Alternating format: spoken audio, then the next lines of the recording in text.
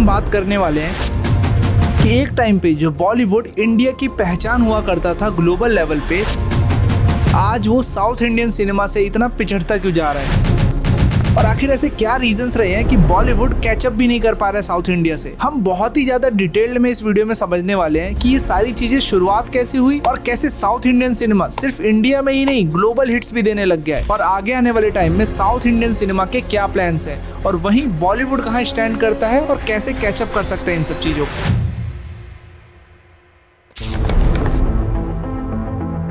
तो एक टाइम हुआ करता था 1990s से लेकर के 2000s तक, मैं कहूँगा 2010 तक एक टाइम था वो जब बॉलीवुड की फिल्में ना राज करती थी पूरे इंडिया में। चाहे वो दिल वाले दुल्हनिया ले जाएंगे हो गई, 3 इडियट्स हो गई, या और भी बहुत सारे हिट्स दिए थे बॉलीवुड ने उस समय। 2014 तक इंडिया का जो नेट बॉक्स ऑफिस कलेक्शन हुआ करता था उसमें से हिंदी फिल्मों का कलेक्शन 43% हुआ करता था। सोचो कितना सिग्निफिकेंट नंबर है ये। और उस समय इंडिया के जो सुपरस्टार्स थे, अक्षय कुमार, सलमान खान, शाहरुख खान या आमिर खान, वो सारे इंडियन सिनेमा की पहचान हुआ करते थे ग्लोबली।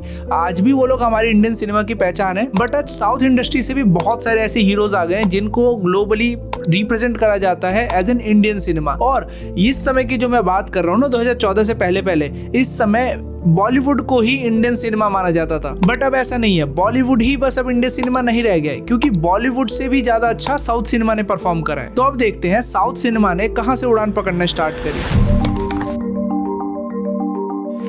सारे एक्सपर्ट्स ये मानते हैं कि 2015 में जो बाहुबली द बिगिनिंग मूवी आई थी, उसने नींव रख दी थी साउथ सिनेमा की ऑल ओवर इंडिया, मतलब पैन इंडिया एक्सपेंड करने की। क्योंकि इससे पहले जो भी साउथ की फिल्में आया करती थी, टॉलीवुड में हो गई, मलयालम में हो गई, जिस भी लैंग्वेज में आया करती थी, वो अच्छा परफॉर्म करती थी, बट रीजनली अच्छा परफॉर्म पैन इंडिया नहीं कर पाती थी, नॉर्थ इंडिया में अच्छा परफॉर्म नहीं करती थी। और इसका सबसे बड़ा रीजन ना, जो एक्सपर्ट्स कहते हैं, वो ये है कि बाहुबली को बहुत ही ज्यादा स्ट्रेटेजिकली और दिमाग लगा करके पैन इंडिया में रिलीज करा गया था। तेलुगु और तमिल लैंग्वेज में और साउथ की अदर लैंग्वेजेस में वो रिलीज तो हुई थी, बट जब उसको हिंदी में रिलीज करा गया तो वो एक ब्रेक थ्रू था, जिसने ये केस स्टडी रख दी थी पूरी साउथ इंडस्ट्री के सामने कि अगर एक मूवी को अच्छे से प्लान करके अच्छी हिंदी डबिंग के साथ ऑल ओवर इंडिया लॉन्च करा जाए तो नॉर्थ की ऑडियंस भी उसको इतना ही पसंद करेगी। बाहुबली साउथ की one of the first movie बनी थी, if I am not wrong, जिसको हिंदी में डब करके ऑल ओवर इंडिया दिखाया गया था और उसने बहुत ही ज्यादा अच्छा परफॉर्म करा था। बट वहीं इस समय के दौरान बॉलीवुड अभी भी ऑब्सेस्ड था सुपरस्टार कल्चर से, जहाँ पे स्टार्स को बहुत पैसा देकर के मूवी में लाया जाता था और ये होप करा जाता था कि मूवी हिट हो जाए। इसी के बेसिस पे पूरी इंडस्ट्री चला करती थी, या फिर रीमेक्स बनाए जाते थे। जो मूवी साउथ में तमिल तेलुगु लैंग्वेज में अच्छी चल गई, उसके हिंदी में रीमेक्स बना करके लॉन्च कर दिए जाते थे। और जो भी स्क्रिप्ट रहा करती थी वो अर्बन इलाइट पॉपुलेशंस के लिए ज्यादा रहा करती थी रादर देन रूरल इंडिया। सारी स्टोरी में एक ही मसाला डाला जाता था। इसका मतलब story to a certain level, उस समय की जो मूवीज लॉन्च हुई है ना 2010 के बाद, लगभग सब में सेम टाइप की स्टोरी रहा करती थी, रिपीटेटिव स्क्रिप्ट्स रहा करती थी। बट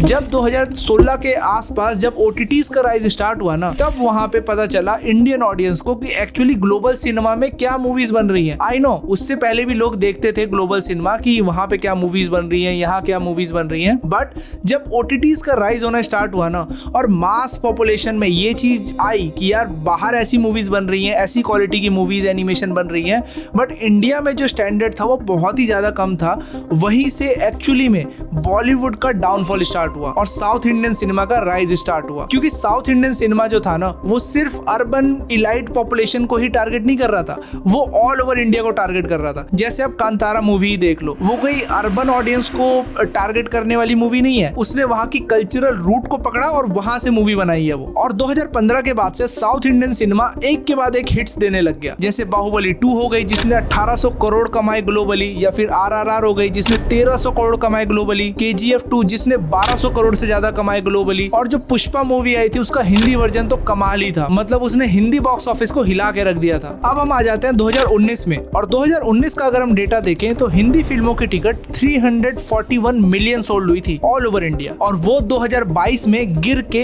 180 मिलियन रह गई। और वहीं तेलुगु फिल्म के टिकट 182 मिलियन से बढ़ के 233 मिलियन हो गए। यानी कि 2022 में थिएटर्स में हिंदी ऑडियंस से ज्यादा तेलुगु ऑडियंस थी। तो इससे आप यही सोच सोच लो, जो हिंदी सिनेमा एक टाइम पे रूल करा करता था पूरे इंडिया में, उसको एक तेलुगु इंडस्ट्री ने पीछे छोड़ दिया। इसी के साथ साथ रेवेन्यू शेयर में भी उलटफेर हुआ। 2020 तक सारे रीजनल इंडस्ट्रीज को एक साथ मिला करके ना बॉलीवुड के बराबर का टर्नओवर हुआ करता था। बट 2020 के बाद तेलुगु सिनेमा जो था ना, वो लगभग बॉलीवुड के बराबर पहुंच गया था। ऐसा नहीं है कि इसके बाद से बॉलीवुड सिर्फ डाउन ही जाता रहा है। 2023 में बॉलीवुड ने एक बहुत ही अच्छा कमबैक करा था पठान मूवी लॉन्च करके, और उसी के साथ साथ उसी साल जवान मूवी भी लॉन्च हुई थी, जिसने बॉलीवुड का शेयर वापस से बढ़ा करके इंडियन सिनेमा इंडस्ट्री में 44% कर दिया, और वहीं तेलुगु का 19%। बट फिर 2024 ने तेलुगु इंडस्ट्री ने एक बहुत ही बड़ा जंप मारा। उसी साल पुष्पा 2, कल्कि 2898 AD और भी बहुत सारी मूवीज लॉन्च करी, जिसकी वजह से तेलुगु इंडस्ट्री का ग्राफ वहां से ऊपर ही गया। अगर मैं सिर्फ जनवरी 2025 की बात करूं तो तेलुगु सिनेमा इंडस्ट्री ने 412 करोड़ अर्न करे थे सिर्फ एक महीने में, जिसमें से 292 करोड़ इंडिया से कमाए गए थे, बाकी ग्लोबली। ऑर्मेक्स रिपोर्ट के मुताबिक 2024 में बॉलीवुड की कमाई में 31% शेयर ऐसी साउथ फिल्म का था जो कि हिंदी डब्ड थी। मतलब बॉलीवुड को चलाने के लिए भी साउथ कंटेंट का सहारा लेना पड़ गया। साउथ इंडियन सिनेमा ने पॉपुलैरिटी में हो गई या क्वालिटी में हो गई बॉलीवुड को ऐसे ही पीछे छोड़ दिया। और 2022 के बाद से, अगर 2023 के साल को बस थोड़ा सा कॉम्पिटिटिव अगर हम देखें, तो उसके बाद से साउथ इंडियन सिनेमा ने ही पूरी इंडियन सिनेमा को डोमिनेट करा है। उसी की वजह से साउथ इंडियन सिनेमा से बहुत सारे इंडिया को अवार्ड भी मिले हैं, जैसे RRR को ऑस्कर मिला in best original song category, golden globe मिला, और उसी के साथ साथ वहां के लोग थिएटर्स में नाच रहे थे RRR को देखते हुए। और OTTs की वजह से साउथ इंडिया से जो कंटेंट निकला है ना, वो US में हो गया या गल्फ में हो गया, बहुत ही ज्यादा अच्छा परफॉर्म कर रहा है। बट अब देखते हैं कि इसका रीजन क्या था, क्यों साउथ इंडियन सिनेमा को लोग इतना प्रेज कर रहे हैं और बॉलीवुड को उतना ज्यादा प्रेज नहीं कर रहे हैं। देखो, साउथ इंडियन सिनेमा जो है ना, वो VFX में, CGI में बहुत ही ज्यादा हेविली इन्वेस्ट कर रहा है। वहीं बॉलीवुड ज्यादा इन्वेस्ट कर रहा है स्टार्स में, बड़े बड़े स्टार्स को लाने में और स्क्रिप्ट्स रिपीटेटिव लिखवाने में, और इन सब में ज्यादा एक्सपेंड करता है बॉलीवुड। उससे ज्यादा वो VFX में बहुत ही कम एक्सपेंडिचर करते हैं, चाहे VFX हो गया, CGI हो गया, एनिमेशन हो गया, उन सब में बहुत कम करते हैं। वहीं आप साउथ इंडिया को ले लो तो वो लोग हेविली इन्वेस्टेड है इन VFX, CGI। जैसे अगर मैं आपको एग्जांपल दूं, अभी जो बाहुबली वाली मूवी आने वाली है, फुल फ्लेजेड एनिमेटेड मूवी आने वाली है, जो कि एक इंडियन हैदराबाद का और UK का स्टूडियो मिल करके बना रहे हैं, वो एक लॉन्ग टर्म विजन को दिखाता है कि वो एक बाहुबली का पूरा यूनिवर्स डेवलप कर रहे हैं, IP की तरफ जा रहे हैं। बॉलीवुड में ऐसा IP वाला काम मेरे को दिखता नहीं है, लॉन्ग टर्म विजन के साथ कोई काम नहीं कर रहा है। वहीं साउथ इंडियन सिनेमा में देखोगे ना, तो वहां पे इतने अच्छे विजन के साथ एनिमेशन को, CGI को, VFX को यूज करा जा रहा है ना लॉन्ग टर्म IP पर आने के चक्कर में, कि ऐसा कोई बॉलीवुड में अभी सोच नहीं रहा है। मैं बहुत ही सैडली एक एग्जांपल देता हूँ। मैं अभी कुछ दिन पहले मुंबई में एक समिट में गया था, जहाँ पे ना बहुत सारे मतलब बॉलीवुड से स्टूडियोज आए हुए थे, प्रोड्यूसर्स आए हुए थे। अब उन्हें यार मैं एनिमेशन का पिच कर रहा हूँ ना, तो वो लोग रिस्क लेने से बहुत डर रहे हैं। मतलब कि यार नहीं, तुम्हारा पहला एनिमेशन प्रोजेक्ट है, तुमने ठीक है क्लाइंट्स के लिए करा है, but I am not sure कि बॉलीवुड में चलेगा नहीं चलेगा, ऑडियंस पसंद करेगी नहीं करेगी। क्योंकि यार वो लोग ना रिस्क लेने से बहुत डर रहे हैं कि जो ऑलरेडी चलता आ रहा है, जो मसाला इंडियन ऑडियंस को दिखाया जा रहा है बॉलीवुड में, वही बनाते रहो, वही चलता रहेगा। अब यार ये चीज किसी को तो चेंज करनी पड़ेगी, क्योंकि इंडियन ऑडियंस ऑलरेडी बाहर की IPs देख रही है, इंडिया में बैठे बैठे OTTs के थ्रू या थिएटिकल रिलीज के थ्रू। तो ये तो कंफर्म है कि इंडिया में ऐसी ऑडियंस है कि अगर उनको क्वालिटी कंटेंट दिया जाए तो they will consume and they will make you rich. Mahavatar Narsimha एक इसका प्राइम एग्जांपल है। उसके अलावा और भी बहुत सारे एनिमेटेड शोज इंडिया में आए हैं नेटफ्लिक्स के थ्रू, जो कि बहुत अच्छा परफॉर्म करे हैं, थिएटिकल रिलीज में भी अच्छा परफॉर्म करे हैं, चाहे वो डिज्नी के हो, पिक्सार के हो। तो मैं ये कहूंगा कि इंडियन में जो बॉलीवुड प्रोड्यूसर्स है ना, उनके में अभी गट्स नहीं है इतना बड़ा डिसीजन लेने का कि यार चलो लेट्स गिव इट अ गो, एक मूवी बनाते हैं, एनिमेटेड मूवी IP बनाते हैं उसके around and let's see how that goes. ये मैं देखता हूँ साउथ इंडियन सिनेमा जो है ना, उसके अंदर जो प्रोड्यूसर्स है उनके में ज्यादा गट्स होते हैं ये रिस्क लेने के, जो कि ले भी रहे हैं। बाहुबली के यूनिवर्स के ऊपर थोड़ा बहुत सेफ प्ले है कि बाहुबली एक नॉन कैरेक्टर है, तो उसके ऊपर यूनिवर्स बना रहे हैं, कोई स्क्रैच से नहीं बना रहे, but at least they are taking steps.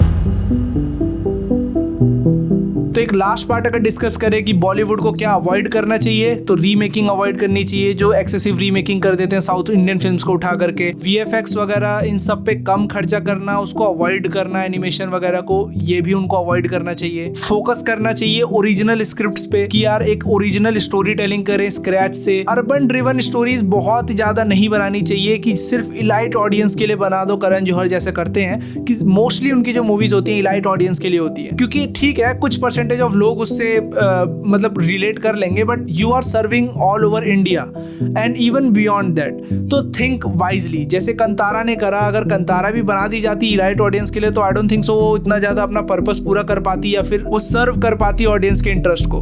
But जिस हिसाब की कंतारा बनाई गई है ना, उस हिसाब की ऑल ओवर इंडिया चलेगी। वो कहीं का भी बंदा, बिहार का या इवन नॉर्थ ईस्ट का बंदा भी देखेगा ना, तो they will relate and they will find it really amazing. But सबसे पॉजिटिव बात, साउथ इंडियन सिनेमा और बॉलीवुड की इस लड़ाई में हम लोगों को दिख रहा है कि इंडियन सिनेमा ग्लोबली जा रहा है, which is a great thing. Competition होना चाहिए बट हेल्दी होना चाहिए। जैसा हम देख रहे हैं कि साउथ इंडियन सिनेमा ग्रो कर रहा है और बॉलीवुड उसको ट्राई कर रहा है कैचअप करने का, तो at the end of the day Indian cinema जीत रहा है। हम लोगों को ये बात नहीं भूलनी चाहिए कि ऑल दो बॉलीवुड एंड साउथ सिनेमा दोनों एक दूसरे को कॉम्पिटिशन में देखते हैं, at the end of the day they both are Indian cinema. और जो भी ऑस्कर जीते, जो भी प्राइज जीते, उसमें हम सबको प्राउड फील होना चाहिए, जो कि होता भी है ऑफ कोर्स। बट हाँ, साउथ इंडियन सिनेमा ने एक चीज तो कर दी कि लैंग्वेज बैरियर डेड कर दिया है, क्योंकि जो वो लोग मूवी बनाते हैं ना, उसको हिंदी में डब करके देखने में वही मजा आता है जो आई गेस साउथ के लोगों को देखने में आता होगा तमिल तेलुगु लैंग्वेज में। तो आज बॉलीवुड वर्सेस साउथ सिनेमा नहीं है, Indian cinema versus world cinema है। इसी लाइन के साथ मैं इस वीडियो को एंड करता हूं और आप अपना ओपिनियन जरूर कमेंट सेक्शन में बताना कि बॉलीवुड कहां लैग कर रहा है और साउथ इंडियन सिनेमा कहां जा रहा है और कैसे लीप लेता जा रहा है बॉलीवुड के against. Thank you very much for watching this video. I will see you in the next one.